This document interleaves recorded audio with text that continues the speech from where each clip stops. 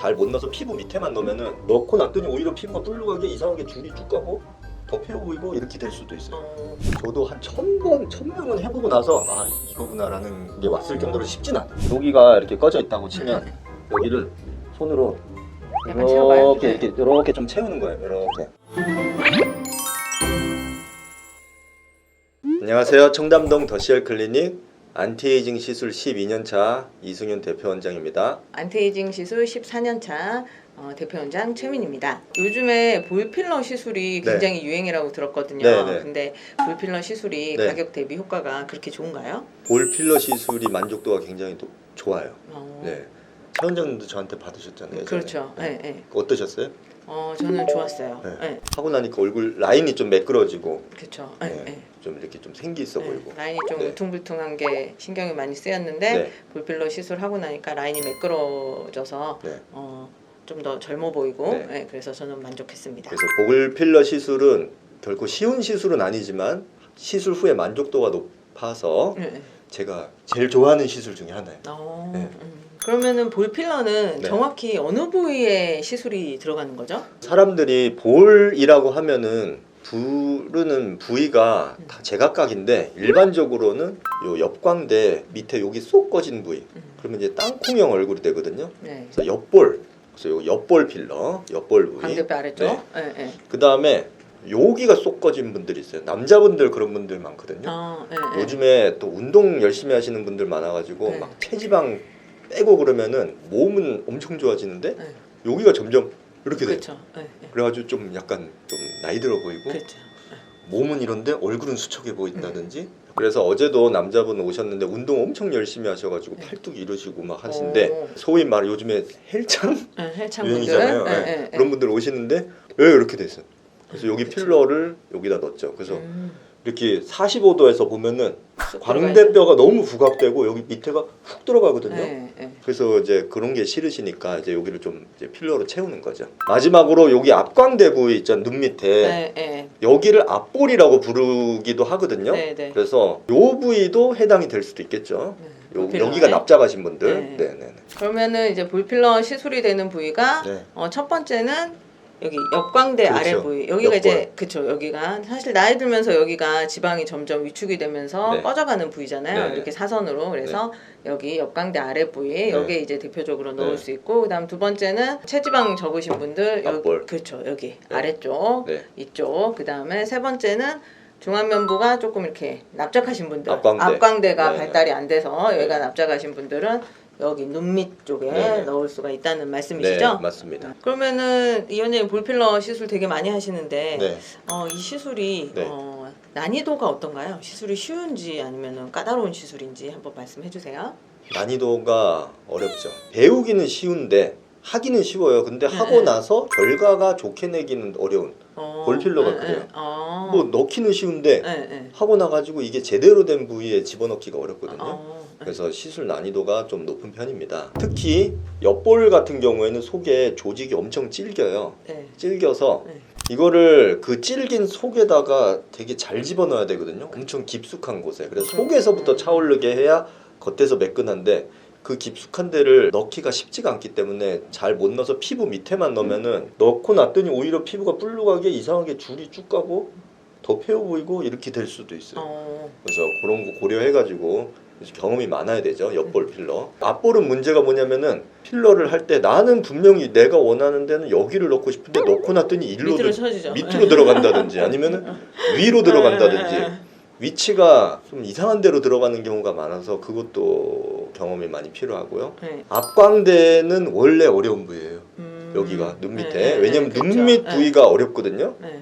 그래서 앞광대는 눈밑이랑 연결되어 있기 때문에 앞광대 부위랑 눈밑이랑 어떻게 티가 안 나게 이렇게 매끈하게 시술을 하냐 이게 핵심인데 사실은 가장 어려운 부위입니다. 앞광대가. 그럼 볼필러는 전반적으로 좀 어려운 시술이네요. 그렇죠. 뭐 모든 예쁘게. 필러가 다 잘하려면 어려운데 네, 볼필러도 쉬운 시술은 아닙니다. 네. 네. 그러면은 네. 이렇게 어려운 볼필러 시술을 할 때 네. 이 원장님만의 노하우가 있으실까요?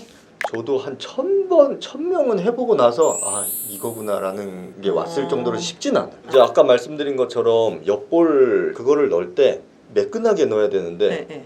그게 굉장히 깊숙이 넣어야 되고 깊숙이만 넣어가지고 되는 것도 아니고 깊숙이 넣어가지고 속에서 떠올린 다음에 약간 얕게도 어떻게 해가지고 이걸 펴는 모양으로. 이게 왜냐면은 여기가 피부가 속에 유지인대라 그래가지고 근육에 들러붙어 있어요. 그래서 네. 사람이면 누구나 여기가 쏙 들어가 있고 맞아요. 네. 심하게 쏙 들어가 있는 분들도 있고 그리고 아무리 채워도 100% 없애지 못할 때도 있어요. 여기 쏙 들어간 거를. 근데 그거를 쏙 들어간 거를 어떻게 없애겠다고 거기다 막 억지로 넣으면은 그 옆볼 필러는 많이 넣으면 얼굴이 커지거든요. 불러가게 이상하게 되고 없어지지도 않고 얼굴만 커지고 되게 종합적으로 판단해서 시술을 하려면은 많이 해봐야 돼요. 경험이 온갖 유형을 다 이게 경험을 해봐요. 그러니까 이게 천편일률적으로 뭐 지방 이식 또는 필러를 하면 뭐 깊은 데를 넣고 층층이 넣어야 돼요. 막 이게 마치 기본인 것처럼 생각하는데 그게 아니에요. 어떤 사람은 깊은 데만 넣어야 되고 어떤 분은 얕은 데만 넣어야 되고 어떤 분은 쌓아 올려야 되고 어떤 분은 깊은 데랑 얕은 데만 넣어야 돼. 이게 다 달라. 사람마다 다 다르거든요. 네, 그러면 네. 그걸 어떻게 할 수 있냐? 그거는 이제 해봐야. 일단은 깊은 데를 해야 돼요. 깊은 데를 그게 가장 기본이고 이게 굉장히 질긴 무언가가 득득하면서 뚫리는 느낌이 들어요. 맞아요. 그래서 네. 이거 심지어 이거 뭐가 뭐 잘못되고 있는 거 아니에요? 막 이런 생각이 들 수도 있어요. 그러면 저는 이제 안심을 지금 아무 이상 없는 거고 원래 이렇게 해야 되는 거예요. 왜냐면은 그 엄청 질긴 데를 들어가니까 부드럽게 들어가는 게 아니고 기분 나쁜 그 소리가 들려요. 뜩뜩 막 하면서 그런 소리 들리면 잘 되고 있는 거예요. 안 좀 그런 소리가 안 들리면 잘못하고 있는 건가요? 너무 수월하게 된다? 네, 뭔가 그건 아니에요. 잘못되고 있는 걸 수도 있어요. 네. 그리고 이제 앞볼 같은 경우는 아까 말씀드린 것도 위치를 잘 잡아야 되거든요. 네. 그래서 디자인을 사실 잘해야 되고 그래서 이제 앉아서 필러 하시는 원장님 많으세요. 그렇죠, 그것도 그렇죠. 좋은 네. 방법이고 네. 근데 저는 지방이식 수천 명 다 누워서 했기 때문에 필러도 누워서 하고요. 디자인 한 후에 누워서 합니다. 누워서 하는 게 저도 편하고 환자분들도 편하고 그리고 그 대신에 누워서 하는 경우에는 위치가 바뀌어서 그거가 경험이 있어요. 시술 전에 디자인 디자인한 거랑 누웠을 때랑 달라져요. 그게 그래서 이제 근데 이제 그 위치를 잘 잡아서 넣는데 너무 위로 들어가지 않거나 너무 아래로 들어가지 않게 정확한 위치에 넣는 게 핵심이고 그래서 디자인을 첫째 잘해야 되고 둘째 자신의 디자인을 믿어야 돼. 왜냐면은 누우면 바뀌어요 위치가. 그러면 내가 아까 디자인을 잘못했나? 그래가지고 여기가 맞는 것 같아. 거기다 넣어. 근데 앉아 보니까 원래 디자인이 맞았던 거야. 그렇게 될 수도 있어. 그러면은 지금 말씀하신 것들이 시술을 많이 해서 경험을 해봐야지 알 수 있는 건가요? 그렇죠. 엄청 많이 해봐야죠. 많이. 네. 처음 하시는 분들은 모를 수도 있겠네요. 시술을 얼마 안 해보신 분들은. 각종 시행착오를 많이 겪고 네. 굉장히 많은 번민의 시간이 있어요. 그러니까 그게 한 번 해가지고 될 수가 없잖아요. 계속 이게 쌓아가지고 내 실력을 한 단계 업그레이드 시키는 하다가 이제 최종적으로 요렇게 되는. 아니 근데 저는 컴플레인은 제 자랑이 아니고 진짜 적은 편이에요. 원래는 보통 병원 가면 아침에 출근하면 컴플레인 환자부터 이렇게 쫙 앉아 있거든요. 근데 컴플레인은 진짜 없는데 그거는 이제 할 때마다 진짜 잘하려고 해서 그런 거고 근데 대충 하면은 컴플레인 진짜 많죠.